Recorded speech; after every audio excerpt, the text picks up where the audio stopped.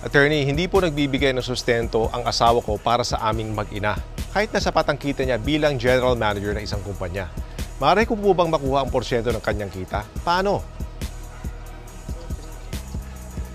Pwede magpatulong sa barangay na gumawa at mag-file sa korte ng petition for issuance of protection order sa ilalim ng Section 8 ng RA 9262 o Anti-Violence Against Women and Their Children Act. Kapag sinang-ayunan ng korte ang petisyon, maaaring i-require ng korte ang hinabla o employer niya na isantabi at ipadala automatically, directly at regularly sa naghabla ang karampatang porsyento ng sahod ng hinabla bilang sustento sa naghabla.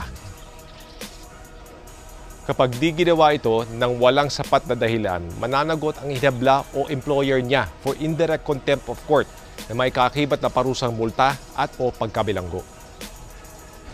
Kaya't bago maksyon, lagi munang pag-isipan. Ito si Attorney Tony Roman, handang magbigay ng free legal advice para sa inyong katanungan.